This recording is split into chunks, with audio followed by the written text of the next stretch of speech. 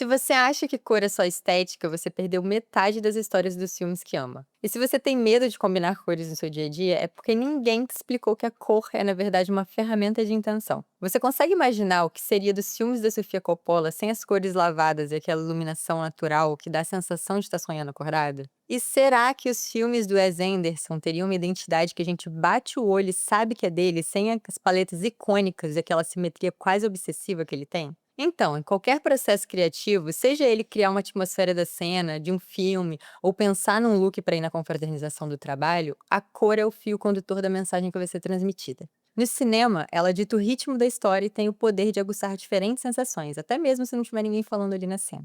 Uma paleta de cores bem pensada pode materializar o estado mental de um personagem e as transformações dele ao longo do filme. Carrega ou deixa mais leve um tema específico, e aí é interessante a gente observar como esses dois diretores usam a luz para transformar a cor em algo completamente diferente. Apesar da gente pensar em cores pastel quando o assunto é Wes Anderson, ele usa muito bem o contraste com cores vívidas entre os tons apagados. A iluminação dele é difusa, a imagem está sempre muito nítida e a transição entre claro e escuro é bem suave. O resultado disso tudo junto é um visual com um arzinho de foto dos anos 70. A sensação que eu tenho é de estar dentro da cabeça de uma criança excêntrica, e que aquelas paletas de cores e assimetria são uma maneira dela organizar e fantasiar o caos que é a vida. Eu acho genial unir essa ordem visual com os temas como luto, abandono e o fracasso entre os personagens peculiares que ele cria. Repare nessa cena de The Royal Tenenbaums.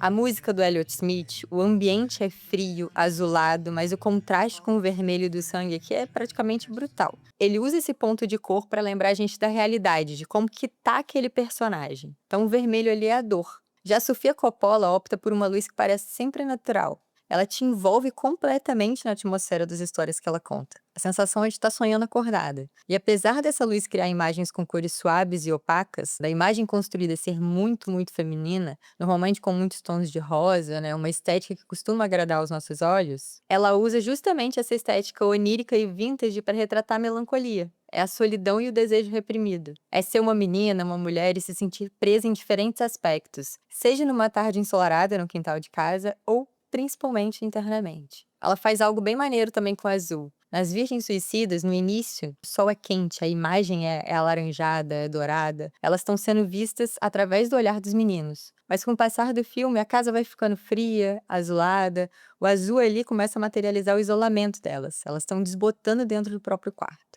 Ei, eu sou Paula Cássia, sou personal stylist, e aqui a gente fala sobre moda, cultura, consumo, política e tudo mais. Hoje eu vou falar de cor com vocês. Eu sempre falo que cor nenhuma conta história sozinha, e assim como nos filmes, a mensagem transmitida sempre vai depender do contexto. Para você ter uma ideia aqui, eu vou te dar um exemplo de como funciona na vida real.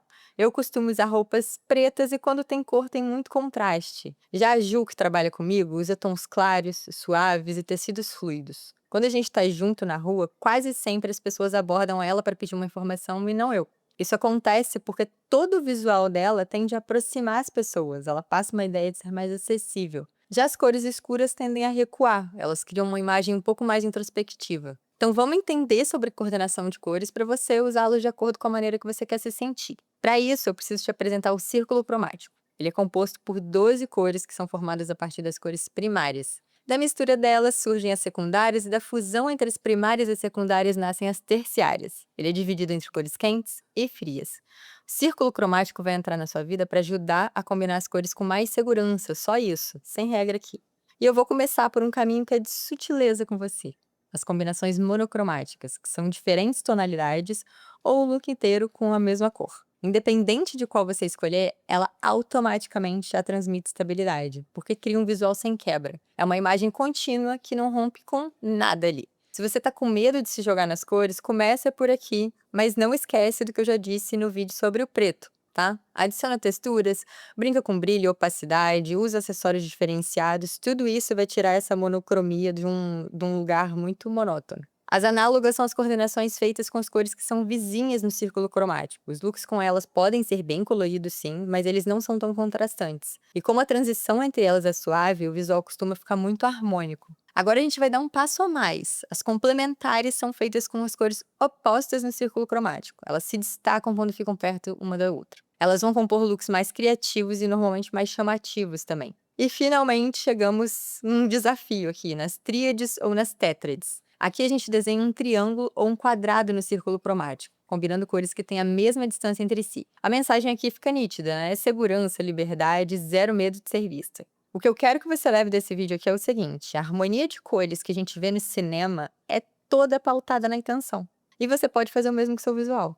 Começa a usar a cor de acordo com a maneira que você se sente ou como você quer se expressar para o mundo. Quando você percebe que existe coordenação de cores em todo lugar, é um caminho sem volta. Você passa a se inspirar em tudo que te encanta. Aí vai ser na natureza, na arquitetura, nos filmes, em algum quadro, interiores. Tudo você vai ver que serve de inspiração. Juntar o fundamento técnico com um olhar atento ao cotidiano é o segredo para parar de se esconder atrás do neutro e começar a experimentar.